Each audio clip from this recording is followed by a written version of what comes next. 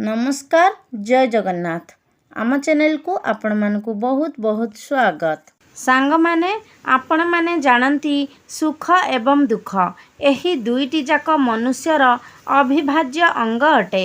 मनुष्य धन संपत्ति एवं ऐश्वर्य प्राप्ति करिबा पई कठोर परिश्रम करिथाए, मात्र अनेक समय निष्ठा एवं मनोयोग सहित कार्य करिबा परे भी कठिन परिश्रम करिबा परे भी मनुष्य को निजर परिश्रम हिसाब रे फल प्राप्ति होई न थाए एवं व्यक्तिर असफलतार प्रभाव तार पूरा परिवार उपरे मध्य पड़ी थाए। गृहरे वाद विवाद क्लेश एवं कलहर मध्य वृद्धि होई थाए एवं परिवारर आवश्यकता अनुजाई धन अर्जन न हेबा जोगु परिवार रे अनेक आर्थिक समस्या मध्य देखा जाई थाए एवं एही सबु समस्या गुड़िक फल ए सबुर प्रभाव आमर मानसिक एवं स्वास्थ्य उपरे मध्य पड़ी थाए एवं ए सबुर प्रभावरु आमर सामाजिक मान सम्मान एवं पद प्रतिष्ठा उपरे मध्य आँच आसी थाए एवं एही सबु चिंतापूर्ण परिस्थितिर कारण आम गृहरे थिबा नकारात्मक ऊर्जा गुड़िक होई थाए। गृहरे नकारात्मक ऊर्जा वृद्धि हेबा फलरे गृहर अनेक गुड़िए समस्या उत्पन्न होइथाए एवं एही सबु नकारात्मक ऊर्जा गुड़िक गृहरु दूर करिबा पई आपण किछि विशेष उपाय करि पारिबे, जहा द्वारा आपणक गृहरे थिबा नकारात्मक ऊर्जा गुड़िक सकारात्मक ऊर्जा रे परिवर्तन होइजिबो एवं आपणक गृहरे सकारात्मक ऊर्जार वृद्धि हेबा फलरे आपणक गृहरे माँ लक्ष्मींकर बास हेबो एवं आपण माने जानती जेउठारे माँ लक्ष्मींकर बास होई थाए सेही गृहरे क्लेश कलह दुख दरिद्रता ए सबुर स्थान न थाए। सेही गृहरे केवल सुख एवं समृद्धिर ही बास होई थाए। सांग माने बृहस्पति को प्रसन्न करिबा द्वारा आपण निज जीवन रे सुख एवं संपूर्णतार वृद्धि करि पारिबे एवं आपणकर मान सम्मानर मध्य आपण वृद्धि करि पारिबे। बृहस्पति को नवग्रहंक मध्यरे एक सौभाग्यशाली एवं मंगलकारी ग्रह भावरे विवेचना करा जाई थाए। तांकु देवगुरु बृहस्पति बोली मध्य कुहा जाई थाए। से हेउछंती देवता मानकर गुरु एवं शुभत्वर प्रतीक। आपण माने जानती आमर जेउ पांचटी तत्व रही थाए सेही पांचटी तत्व मध्यरु आकाश तत्वर अधिक आधिपत्य रही थाए, जहा फलरे तार प्रभाव व्यापक एवं विराट मध्य होई थाए। बृहस्पति देवंकर आराधना आपणଙ୍କୁ एही सबु समस्यार निश्चय समाधान कराई पारिबो। देवगुरु बृहस्पति हलदिया रंगर कारक अटंती एवं आपण जदि बृहस्पति देवंकु हलदिया रंगर वस्त्र अर्पण करती तेबे आपण तांकु हलदिया रंगर वस्त्र अर्पण करी निज जीवनर एही सबु समस्यार समाधान करि पारिबे। आमे घरे प्रतिदिन व्यवहार करुथिबा हलदीर ज्योतिष शास्त्र रे अनेक महत्व रहिछि। एही हलदीर प्रयोग अनेक पूजा पाठ रे मध्य करा जाई थाए एवं ज्योतिष शास्त्र रे हलदीर संबंध बृहस्पति देवंक सहित अछि बोली माना जाई थाए। तेबे गुरुवारटी को बृहस्पति देवंकर बार बोली माना जाई थाए। तेबे आपण जदि गुरुवार दिन हलदीर एही उपाय करिनियंती तेबे एहा द्वारा आपणक जीवनरु अनेक गुड़िए समस्यार समाधान करि पारिबे। तेबे आजिर एही वीडियो रे मु आपण मानंकु हलदीर किछि एपरी उपाय विषय रे कहिबाकु जाउछि जेउ उपाय गुड़िकु पालन करी आपण निज कुंडली रे बृहस्पतिंकु मजबूत करि पारिबे।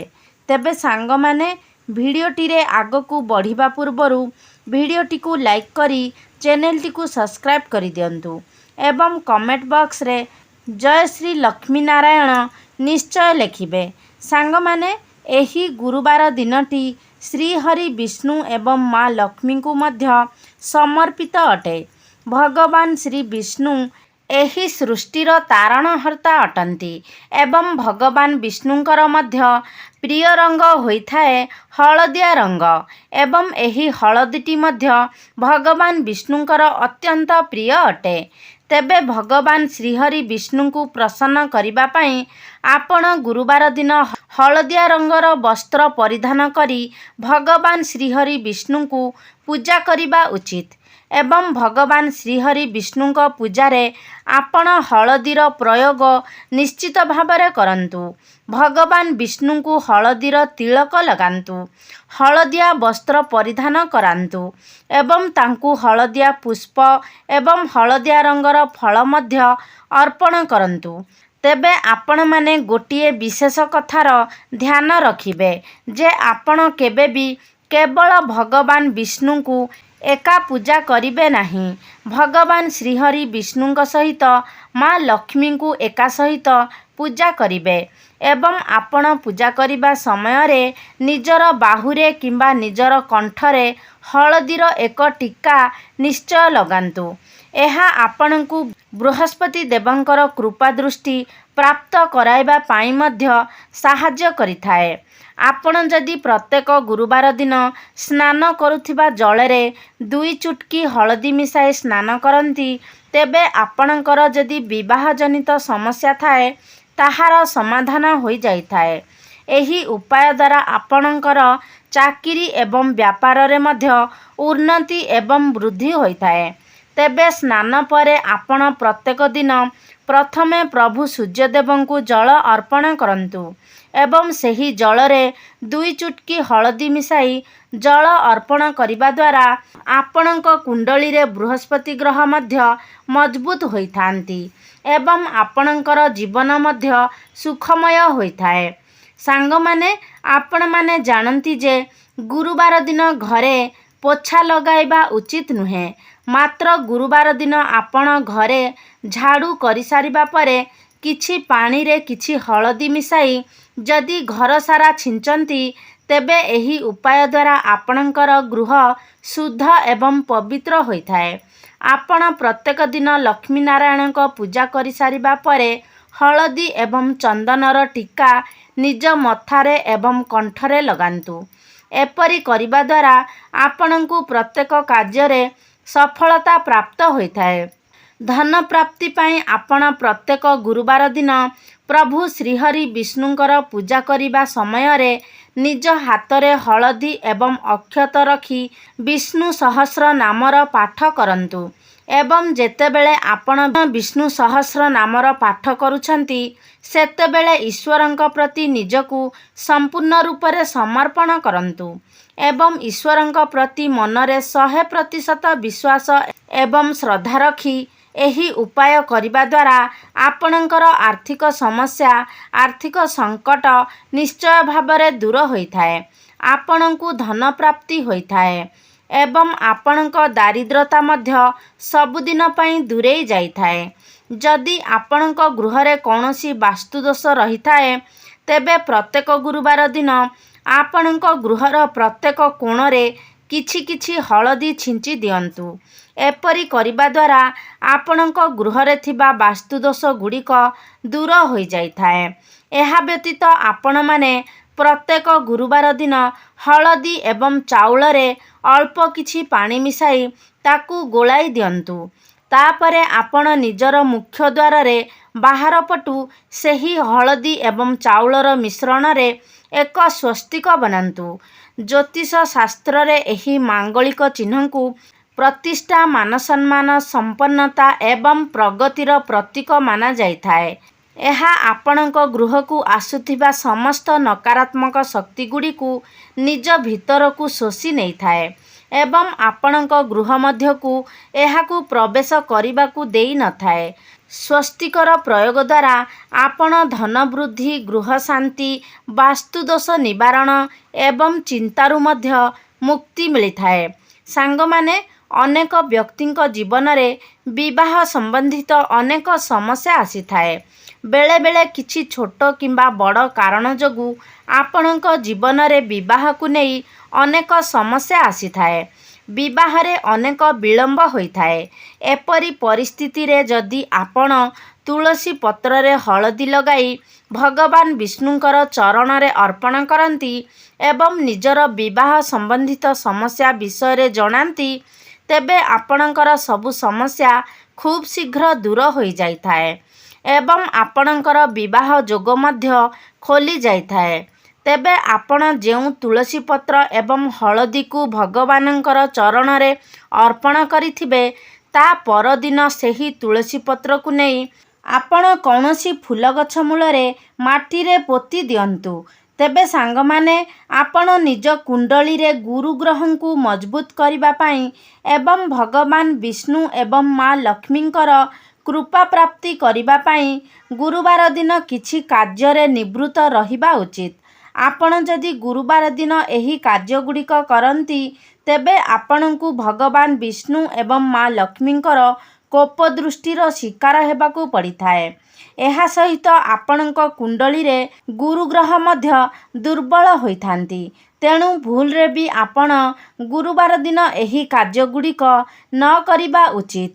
ତେବେ ପ୍ରଥମ କଥା ହେଉଛି, ଆପଣ ଗୁରୁବାର ଦିନ ସର୍ବଦା ସାତ୍ୱିକ ଭୋଜନ ସେବନ କରନ୍ତୁ।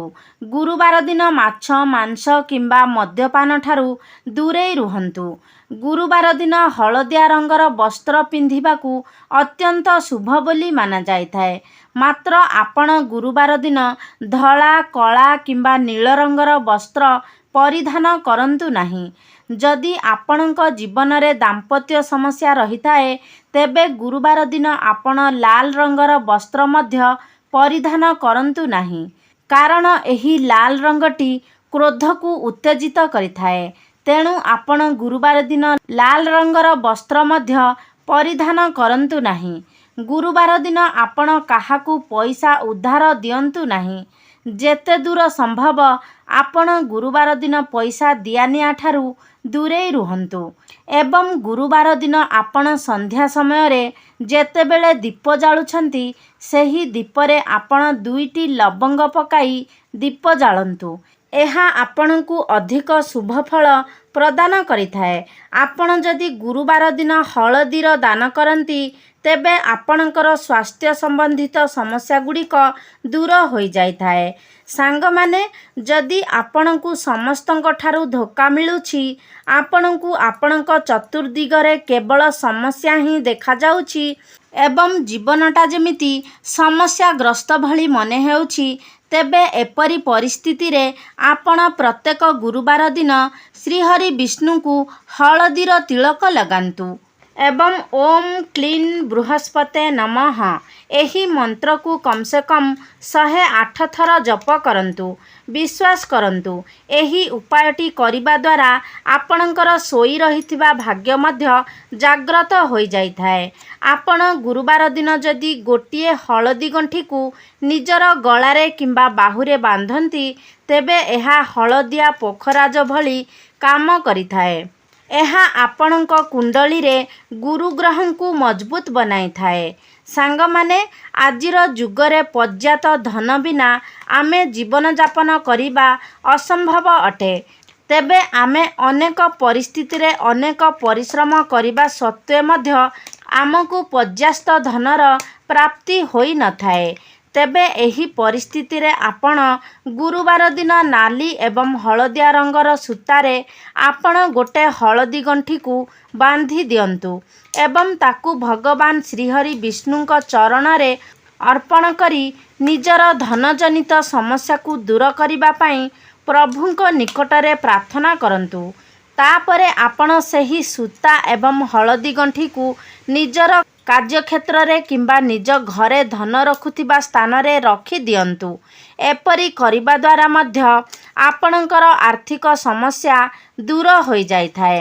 ଆଉ ଗୋଟିଏ ଛୋଟିଆ ଏବଂ ଚମତ୍କାରୀ ଉପାୟ ହେଉଛି, ଆପଣ ଗୁରୁବାର ଦିନ ଗୋଟିଏ କାଗଜରେ ଗୋଟେ ଚୁଟକି ହଳଦୀ ରଖି ତାକୁ ଗୋଟିଏ ପୁଡ଼ିଆ ବନାଇ ଦିଅନ୍ତୁ ଏବଂ ଆପଣଙ୍କ ଗୃହରେ ଭଗବାନ ଶ୍ରୀହରି ବିଷ୍ଣୁ ଏବଂ ମା ଲକ୍ଷ୍ମୀଙ୍କର ଯେଉଁ ପ୍ରତିମା କିମ୍ବା ଫଟୋ ରହିଛି, ତା ପଛପଟେ ସେହି ପୁଡ଼ିଆକୁ ଲୁଚାଇ ଦିଅନ୍ତୁ ଏବଂ ଆପଣଙ୍କ ଜୀବନରେ ଯଦି ଧନଜନିତ ସମସ୍ୟା, ବିବାହଜନିତ ସମସ୍ୟା କିମ୍ବା ଯାନବାହନ କିମ୍ବା କୌଣସି ବସ୍ତୁ ପ୍ରାପ୍ତିର କୌଣସି ଇଚ୍ଛା ଥାଏ, ତେବେ ସେହି ଇଚ୍ଛାକୁ ଭଗବାନଙ୍କ ନିକଟରେ ପ୍ରକାଶ କରି ସେହି ହଳଦୀକୁ ଆପଣ ପ୍ରତିମା କିମ୍ବା ଫଟୋ ପଛପଟେ ରଖିଦିଅନ୍ତୁ। ଏପରି କରିବା ଦ୍ୱାରା ଆପଣଙ୍କର ଇଚ୍ଛା ଅଳ୍ପ ଦିନ ମଧ୍ୟରେ ପୂର୍ଣ୍ଣ ହୋଇଥାଏ ଏବଂ ଯେତେବେଳେ ଆପଣଙ୍କର ମନସ୍କାମନା ପୂର୍ଣ୍ଣ ହେବ, ତାପରେ ଆପଣ ଏହି ହଳଦୀକୁ ନେଇ ନିଜର ତୁଳସୀ ଗଛ ମୂଳର ମାଟିରେ ପୋତି ଦିଅନ୍ତୁ। ତେବେ ସାଙ୍ଗମାନେ, ଏହା ଥିଲା ହଳଦୀର କିଛି ଚମତ୍କାରୀ ଉପାୟ, ଯେଉଁ ଉପାୟକୁ ଯଦି ଆପଣ ପ୍ରତ୍ୟେକ ଗୁରୁବାର ଦିନ ପାଳନ କରନ୍ତି, ତେବେ ନିଶ୍ଚୟ ଭାବରେ ଆପଣଙ୍କ ଜୀବନରେ ଚାଲିଥିବା ସମସ୍ୟାଗୁଡ଼ିକ ଦୂର ହୋଇଯିବ। ସାଙ୍ଗମାନେ, ଶେଷରେ ଗୋଟିଏ କଥା କହିବାକୁ ଯାଉଛି, ଆମ ଜୀବନରେ ଗ୍ରହମାନଙ୍କର ସ୍ଥିତି ସବୁବେଳେ ପରିବର୍ତ୍ତନ ହେବ। କେତେବେଳେ ତାହା ଆମକୁ ଶୁଭ ପ୍ରଭାବ ଦେବ ତ କେତେବେଳେ ପୁଣି ଅଶୁଭ ପ୍ରଭାବ ଦେବ। ତେବେ ଏହା ମଧ୍ୟରେ ଯଦି ଆମେ ଏହିସବୁ ଉପାୟଗୁଡ଼ିକୁ ପାଳନ କରିବା, ତେବେ ନିଶ୍ଚୟ ଭାବରେ ଆମ ଜୀବନରୁ ଅନେକ ଗୁଡ଼ିଏ ସମସ୍ୟା ଦୂର ହୋଇଯାଇପାରିବ। ତେବେ ସମସ୍ତ ଉପାୟଗୁଡ଼ିକୁ ଆମ ମନରେ ସମ୍ପୂର୍ଣ୍ଣ ଭକ୍ତି ଏବଂ ବିଶ୍ୱାସ ରଖି କରିବା ଦ୍ୱାରା ହିଁ ତାହା ଫଳଦାୟୀ ହୋଇଥାଏ। ତ ସାଙ୍ଗମାନେ, ଆଶା କରୁଛି ଆଜିର ଭିଡ଼ିଓଟି ଆପଣମାନଙ୍କୁ ନିଶ୍ଚିତ ଭାବରେ ଭଲ ଲାଗିଥିବ। ଯଦି ଆଜିର ଭିଡ଼ିଓଟି ଭଲ ଲାଗିଛି ତାହେଲେ ଲାଇକ୍ କରନ୍ତୁ, ସେୟାର କରନ୍ତୁ। ଆମ ଚ୍ୟାନେଲକୁ ଯଦି ସବସ୍କ୍ରାଇବ୍ କରିନାହାନ୍ତି ତାହେଲେ ସବସ୍କ୍ରାଇବ୍ କରିଦିଅନ୍ତୁ। ସର୍ବେ ଭବନ୍ତୁ ସୁଖିନଃ। ଧନ୍ୟବାଦ।